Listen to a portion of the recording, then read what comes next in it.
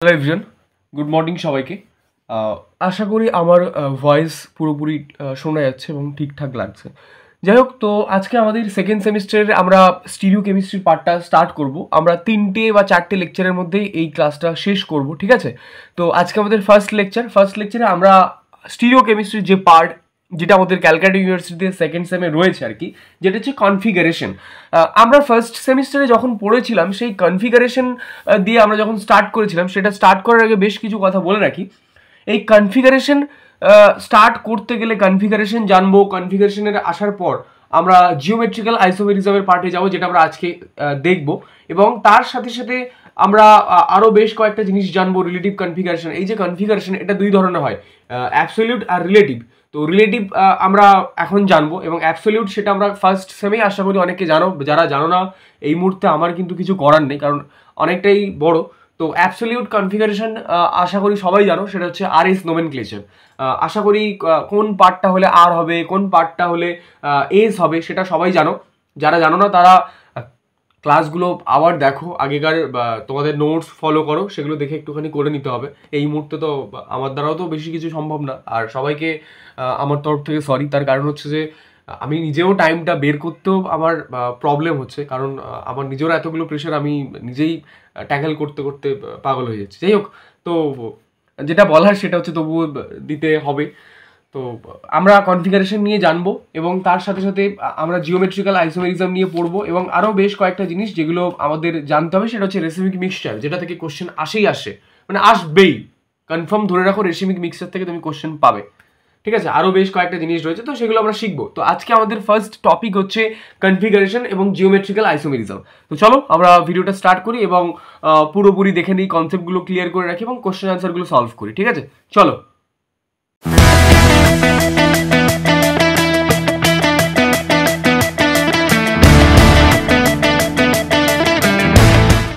তো এই যে কনফিগারেশন, এই কনফিগারেশন বেসিক্যালি আমরা দুটো ভাগে ভাগ করে থাকি। একটা হচ্ছে রিলেটিভ কনফিগারেশন, আর একটা হচ্ছে কি না অ্যাবসলিউট কনফিগারেশন। একটা হচ্ছে relative relative configuration relative configuration configuration configuration আরেকটা হচ্ছে কি না, আরেকটা হচ্ছে অ্যাবসলিউট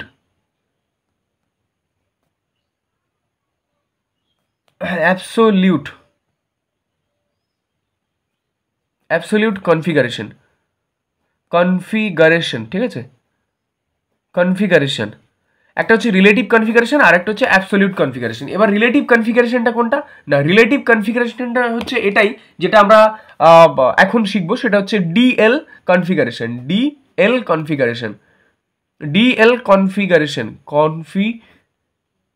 কনফিগারেশন।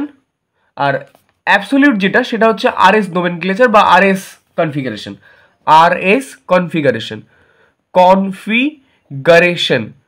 কনফিগারেশন, ঠিক আছে? Configuration, RS configuration.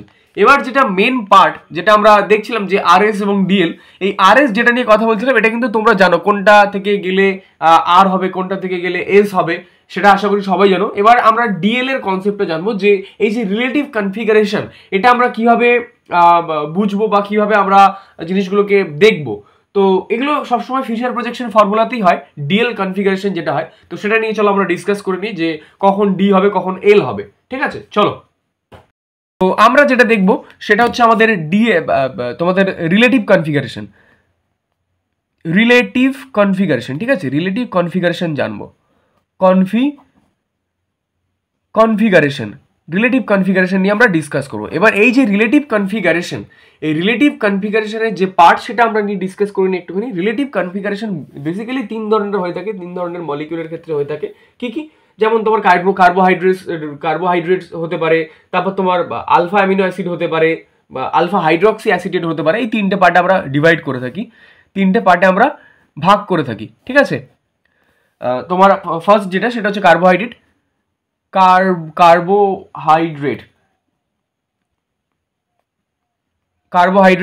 এটা হচ্ছে তোমার আলফা অ্যামিনো অ্যাসিড। তারপর তোমার মনে করো আলফা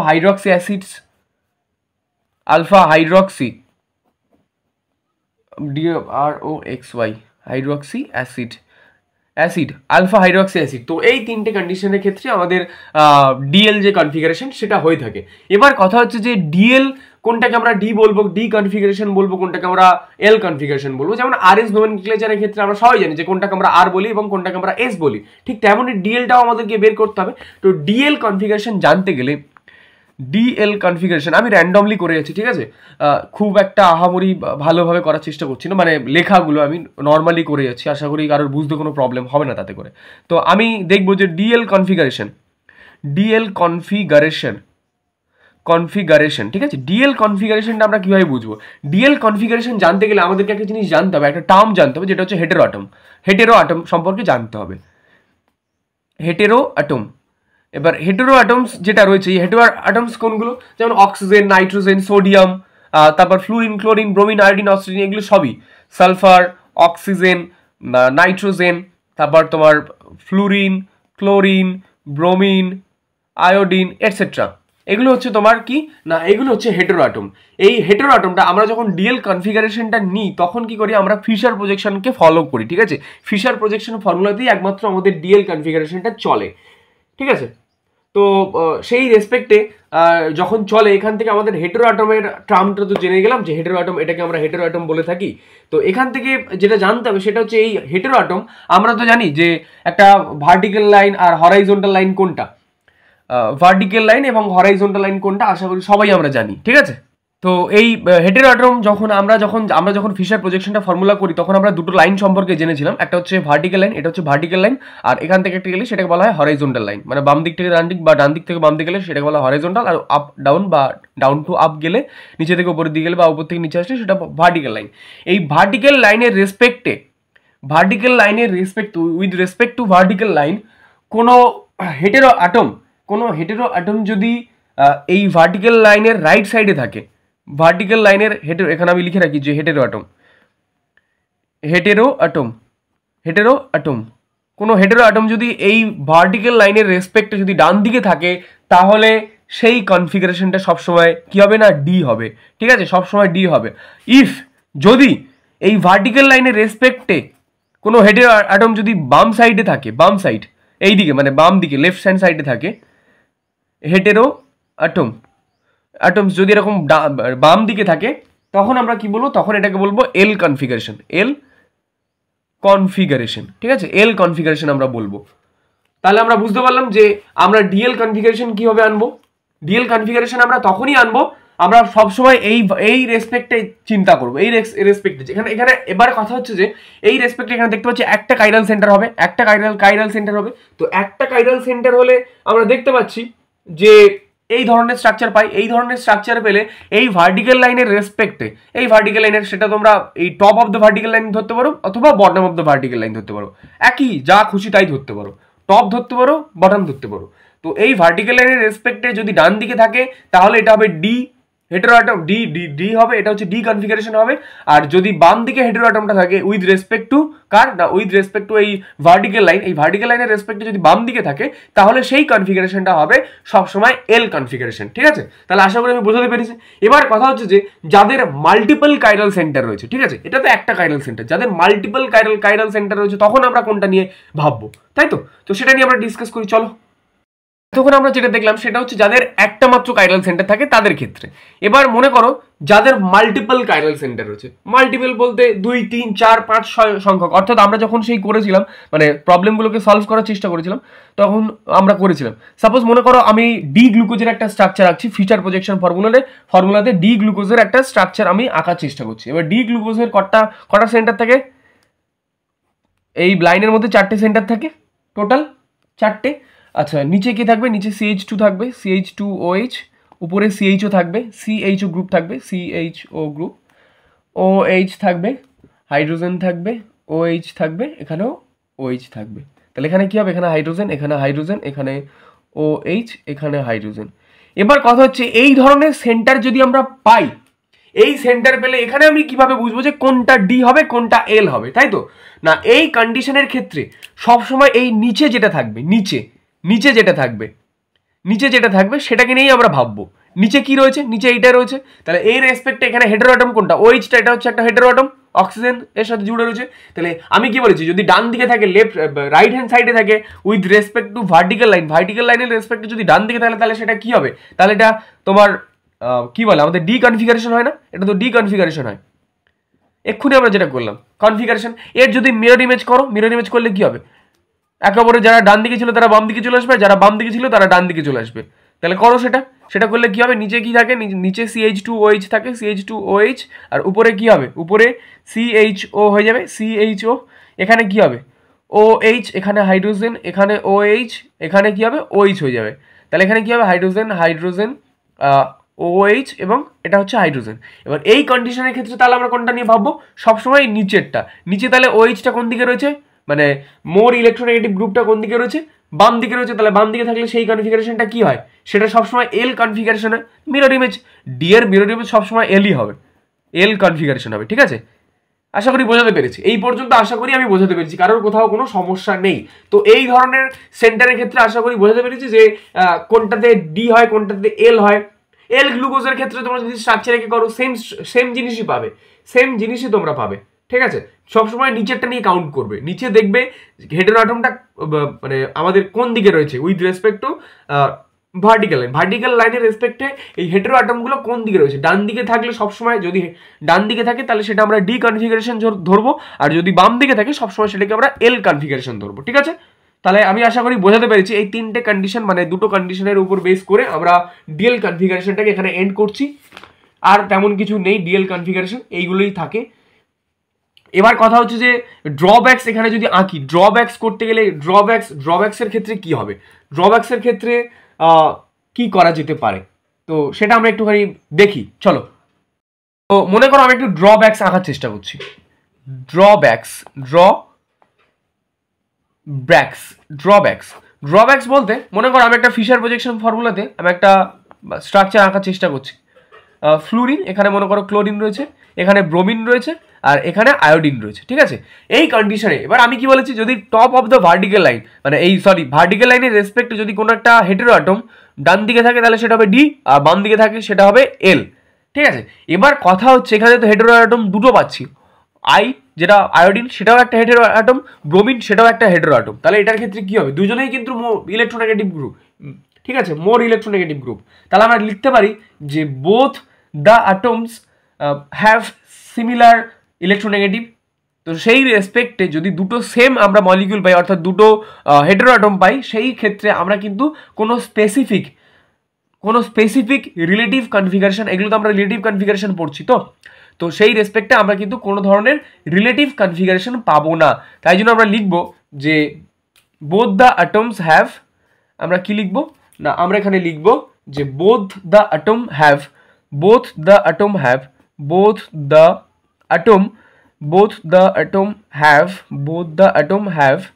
কি করবো না, similar electronegativity, so we not get any specific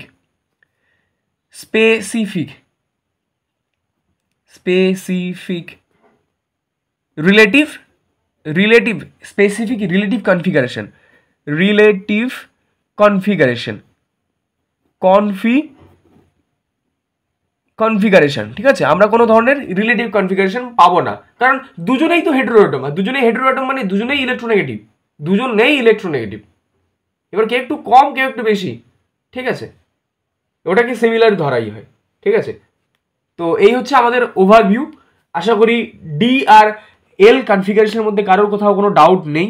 যদি ডাউট এরপরেও যদি কারোর কোনো ডাউট বা প্রবলেম থেকে থাকে দেন তোমরা বলো, আমি আমার দিক থেকে যতটুকু পারবো আমি বুঝিয়ে দেবো করে। ঠিক আছে, তো চলো এবার আমরা যেটাতে যাব সেটা হচ্ছে geometrical isomerism, one of the most important একটা টপিক।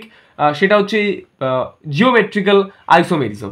তো সেখান থেকে কোশ্চেন অনেক সময় আসে, তো সেটা নিয়ে আমরা একটুখানি ডিসকাস করবো। চলো, তো এই জিওমেট্রিক্যাল আইসোমেরিজম থেকে যদি তোমাদের কোশ্চেন দেয়, কিরকম কোশ্চেন আসবে, তোমাকে বলে দেওয়া হবে যে draw the all possible geometrical, বলেই তোমাকে একটা কম্পাউন্ড দিয়ে দেওয়া হবে। তারপর তোমাকে সেটা তোমার সিজ এবং ট্রান্সফর্মে তোমাকে স্ট্রাকচারটা বা জিওমেট্রিক্যাল আইসোমেরিজমটা করতে হবে। ঠিক আছে, এবার কথা হচ্ছে যে জিওমেট্রিক্যাল আইসোমেরিজমটা কি। মনে করো কোনো একটা carbon centre double bonded carbon atom, ঠিক আছে, কোনো একটা, এই জন্য আমরা এখানে বলেছি যে if both the double bonded carbon atom, দুই পারে যে কার্বন অ্যাটমগুলি রয়েছে, suppose C double bond carbon, এই যে দুটো কার্বন ডাবল বন্ডেড কার্বন রয়েছে, কোন একটা কার্বন, দুটো কার্বনই কিন্তু, হ্যাঁ, তো দুটো কার্বন যদি দুটো ডিফারেন্ট গ্রুপ বা অ্যাটমস ক্যারি করে বা গ্রুপস যদি বহন করে, তখন আমরা সেটাকে বলতে পারি যে তারা কিন্তু জিওমেট্রিক্যাল আইসোমেরিজম, ঠিক আছে। সাপোজ মনে করো এখানে এই সি কিন্তু একটা এ আর এই সি একটা বি নিয়ে যাচ্ছে, ঠিক আছে, এটা একটা কন্ডিশন। আর একটা বলছে যে কার্বন ডাবল বন্ড কার্বন, এখানে কি দেখতে পাচ্ছি না, এখানে এ আর এ নিয়ে যাচ্ছে, এ মনে করো সি আর ডি নিয়ে যাচ্ছে, ঠিক আছে। তো এই যে কন্ডিশন, এই কোনো কন্ডিশনের ক্ষেত্রে কি জিওমেট্রিক্যাল আইসোমেরিজম হবে? উত্তরটা হচ্ছে না। কেন? কারণ বলেছি কি না, carbon atom contents two different groups or atom. এখানে কি দুটো আলাদা ডিফারেন্ট গ্রুপ কি বহন করছে? দেখো দুটো সেম এ আছে, এর বি আছে, তাহলে এটা তো হবেই না, এটাও হবে না। কেন? কারণ এ আলাদা, এই কার্বনটা আলাদা, সি আর ডি দুটো আলাদা অ্যাটমস আর গ্রুপ নিয়ে যাচ্ছে, কিন্তু এই কার্বনটা সে কিন্তু দুটো সেম অ্যাটমস বা গ্রুপ ক্যারি করছে, তাই জন্য হবে না। এই দুটো কার্বনকেই আলাদা গ্রুপ বা অ্যাটমস বহন করতে হবে, আদারওয়াইজ হবে না যে এই বাবু মশাই দুটো সেম অ্যাটম বহন করছে আর এই বাবু মশাই দুটো আলাদা বহন করছে। এবার বলতে পারে যে এটা তো আলাদা বহন করছে, তাহলে এটা হতে পারে না, হবে না, দুটোকেই আলাদা বহন করতে হবে, তারপরেই ফুলফিল হবে কনসেপ্টটা, তারপর ফুলফিল হবে, ঠিক আছে। তো এই হচ্ছে জিওমেট্রিক্যাল আইসোমেরিজমের কনসেপ্ট। তো এখানে কিন্তু আমরা নট গেট বা নো জিওমেট্রিক্যাল আইসোমেরিজম লিখতে পারি, যে আমরা এখানে কি লিখতে পারি, যা না নো জিওমেট্রিক্যাল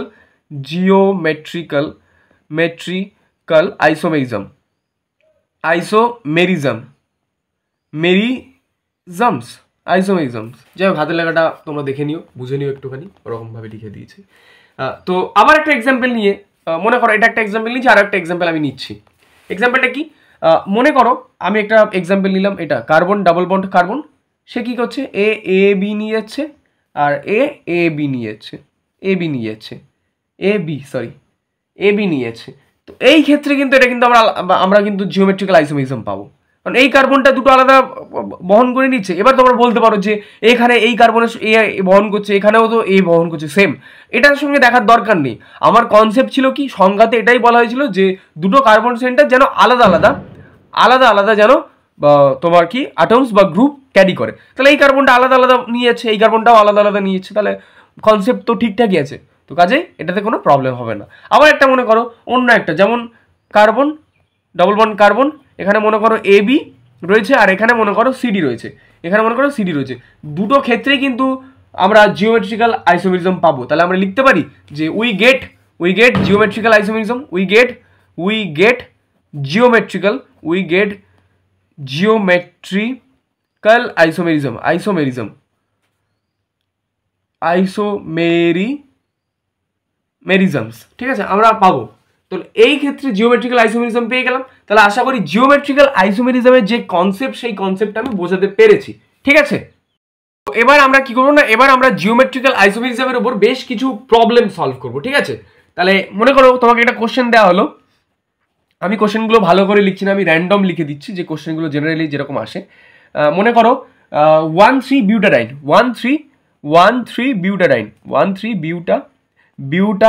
ঠিক আছে, 1,3 বিউটাডাইন। তো এই 1,3 বিউটাডাইনটা দিয়ে বলছে যে draw the all possible geometrical isomerism, draw the possible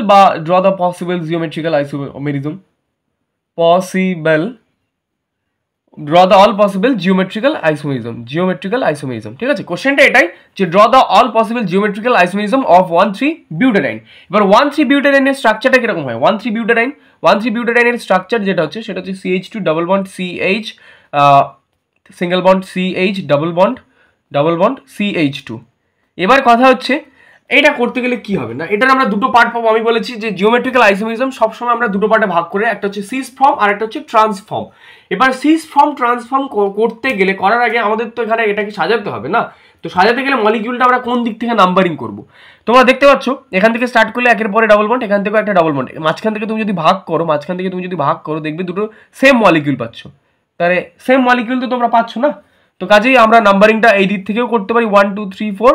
আবার কেউ যদি বলে যে না আমরা এই দিক থেকে করবো, ডান দিক থেকে করবো, তাহলে সেটাও করতে পারবো 1 2 3 4, সেটাও পসিবল। ঠিক আছে, তো এর রেসপেক্টে স্ট্রাকচারটা কিরকম হবে? একটা সিস ফর্ম হবে আর একটা হবে কি হবে, ট্রান্সফর্ম হবে। একটা হচ্ছে এস সিস আর একটা হবে এস ট্রান্স। এস সিস আর এস ট্রান্স দুটো স্ট্রাকচার আমরা পেয়ে থাকি, একটাকে বলা হয় এস সিস আর একটা হচ্ছে এস ট্রান্স। এগুলো তোমরা প্র্যাকটিস করবে, হ্যাঁ এগুলো প্র্যাকটিস করলেই তারপর বুঝতে পারবে আরো ভালো করে। এস সিস আর একটা হচ্ছে এস ট্রান্স। এস ট্রান্স যে পার্টগুলো করাবো স্টিরিওতে সেই পার্টের উপর থেকেই কোশ্চেন আসবে, যেমন এই জিওমেট্রিক্যাল আর এস ডিএল, এখান থেকে তো কোশ্চেন আসবে। তারপর তোমার রেসিমিক মিক্সচার, এগুলো থেকে রেসিমাইজেশন এগুলো আসবে। ডেফিনেশনগুলো অবশ্যই করো, রেসিমিক মিক্সচার কাকে বলে, রেসিমাইজেশন কাকে বলে। তারপর তোমার আরও বেশ কিছু ম্যাথামেটিক্সের পার্ট রয়েছে, সেগুলো আমি দেখাবো, সেগুলো পরের পার্টে দেখাবো। আজকে জিওমেট্রিক্যাল আইসোমেরিজম দেখি আমি শেষ করব, তারপর আমি ফের আরেকটা খুব তাড়াতাড়ি ভিডিও দিয়ে দেবো করে। তো আমি যেটা বলছিলাম সেটা হচ্ছে একটা হচ্ছে এস সিস ফর্ম হয় আর একটা হচ্ছে এস ট্রান্স ফর্ম হয়। ঠিক আছে, এই এস সিসটাকে বলা হয় সিসয়েড ফর্ম, আর এটাকে বলা হয় কি না সিসয়েড, SOOID, সিসয়েড ফর্ম বলা যেতে পারে। আর এটা হচ্ছে ট্রানজয়েড অর কি বলে না, অর ট্রান্সয়েড বলা হয়। ঠিক আছে, তো এই সিসয়েড আর ট্রান্সয়েড মানে এস সিস আর ট্রান্স হবে, এস ট্রান্সের কিরকম ভাবে স্ট্রাকচারটা পাবো আমরা? স্ট্রাকচারটা আমরা যদি দেখি না, 2 নম্বর কার্বন সেন্টারে কি রয়েছে না ডাবল বন্ড, 1 নম্বর কার্বন সেন্টার, আর 3 নম্বর 1 আর 3 ডাবল বন্ডটা রয়েছে। তাহলে 1 আর 3 ডাবল বন্ডটা হলে আমরা কটা দেখতে পাচ্ছি? টোটাল 4টে কার্বন রয়েছে। তাহলে মনে করো 1টা 2টো 3টে 4টে, এই হলো 4টে হলো তো, 1টা 2টো 3টে 4টে, 1টা 2টো 3টে 4টে। এবার কথা হচ্ছে এটা হচ্ছে এস সিস বলেছে আমরা দুদিকের মুখ, তাহলে সেম দিকে থাকবে, সেই জন্য আমরা এটা সিস দিয়েছি। আর কি বলেছে ডাবল বন্ডটা কত নম্বর রয়েছে? 1 নম্বরে ডাবল বন্ড আর 3 নম্বরে ডাবল বন্ড। তাহলে এটা যদি 1 নম্বর হয় তাহলে এটা ডাবল বন্ড হবে, আর 3 নম্বর মানে এটা 3 নম্বর, তাহলে এটা ডাবল বন্ড হবে। হলো, এটাই হচ্ছে আমাদের মোটামুটি স্ট্রাকচার, এটাই হচ্ছে এদের স্ট্রাকচার। এবার হচ্ছে ট্রান্স মানে আমরা 4টে কার্বনের ট্রান্সটা কি হবে? জাস্ট উল্টে যাবে, উল্টে গেলে কি হবে? এটা এরকম আসবে, এটা এরকম যাবে। আর ডবল বন্ডটা কোথায় আসবে? 1-এ ছিল, আর 1 2 3, তাহলে এখানে হবে ডবল বন্ড। এটা অনেকে বলতে পারে যে দাদা আমি এরকম না করে এরকমও তো করতে পারি। হ্যাঁ করতে পারো, সেটা হচ্ছে আমি দেখিয়ে দিই কীরকম না। সেটা হচ্ছে আমরা এটাকে এই দিকে রেখেছিলাম, তো আমরা চাইলে এটাকে উপরের দিকে রাখতে পারি, এটাকে আমরা উপরের দিকে রাখতে পারি, এটাকে আমরা নিচের দিকে রাখতে পারি। তো সেখানেও আমরা সেম পাবো 1 2 3 4। তাহলে 1 নম্বরে ডাবল বন্ড আর 3 নম্বরে ডাবল বন্ড ছিল, তাহলে বোথ আর কারেক্ট। ঠিক আছে, দুটোই আমরা দুটোই ঠিক। তো কেউ যদি দুটো করতে পারো মানে দুটো দেখাতে পারো সেটাও খুব ভালো, কেউ যদি একটা দেখিয়েও করো সেটাতে কোনো সমস্যা নেই। এবার কথা হচ্ছে এর মধ্যে কে বেশি স্টেবল, সিস ফর্ম বেশি স্টেবল নাকি ট্রান্সফর্ম বেশি স্টেবল? তার উত্তরটা হচ্ছে ট্রান্সফর্ম বেশি স্টেবল। কেন? তার কারণ হচ্ছে এই যে পাই বন্ডসগুলো রয়েছে, কোভ্যালেন্সের পাই বন্ডসগুলো রয়েছে, সেই পাই বন্ড কিন্তু এই সিঙ্গেল বন্ডের রেসপেক্টে এরা কিন্তু একে অপরের অ্যান্টিতে রয়েছে, মানে একে অপরের বিপরীত দিকে রয়েছে বা অপোজিট সাইডে রয়েছে। তোমরা বলতে পারো যে 2 pi bonds are present in opposite side with respect to single bond. তাই জন্য যেহেতু অপোজিট সাইডে রয়েছে, তাই জন্য এর মধ্যে কি হবে, এর মধ্যে যে এই যে অ্যাট্রাকশন বা রিপালশন, এটা কোনোটাই কিন্তু খুব একটা ভালোভাবে হবে না। মানে অ্যাট্রাকশনটাও খুব একটা মানে, যার জন্য এটা বেশি স্টেবল, যেহেতু একে অপরের অ্যান্টিতে রয়েছে, অপোজিট সাইডে রয়েছে, তার জন্য এটা বেশি স্টেবল। আর সিস ফর্ম সেটা কিন্তু কম স্টেবল, লেস স্টেবল। ঠিক আছে, লেস স্টেবল। তার কারণটা কি না, এখানে আমরা লিখতে পারি যে টু পাই বন্ডস বা 2 ডাবল বন্ডস বলতে পারো, 2 পাই bonds are present, 2 pi bonds are present, 2 pi bonds are present in same side with respect to single bond, with respect to single bond, thus it has less stability, বা এটা বলতে পারো যে so less stable pi electron repulsion is more. ইলেকট্রনের রিপালশনটা কিন্তু বেশি হচ্ছে, যেহেতু সেম সাইডে রয়েছে, তার কারণে ইলেকট্রনের রিপালশনটা অনেকটা বেশি হচ্ছে, এর মধ্যে রিপালশনটা অনেকটা কম হচ্ছে। তো যার মধ্যে রিপালশন কম হবে সেই বেশি স্টেবল হবে না। তো এখানে আমরা বলতে পারি যে single side Das electron repulsion, pi electron repulsion, thus pi electron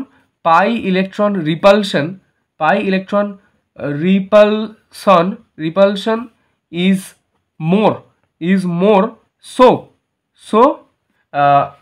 it is less stable, it is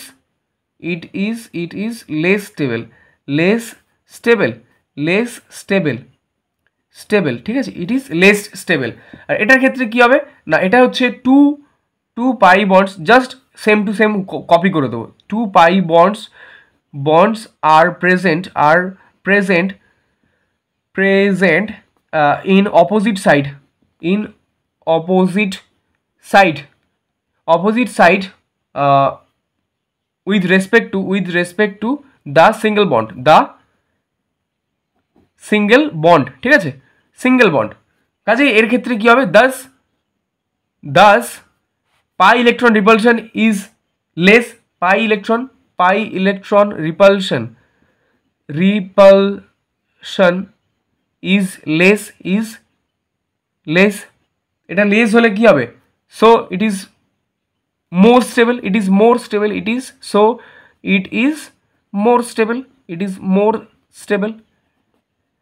stable, ঠিক আছে। তো এইভাবে তোমরা করতে পারো। তাহলে আশা করি এই প্রবলেমটার সলিউশন যেটা দিলাম সেটা আশা করি বোঝাতে পেরেছি আমি, ঠিক আছে। তো এই ছিল এটার প্রবলেম এবং তার সলিউশন।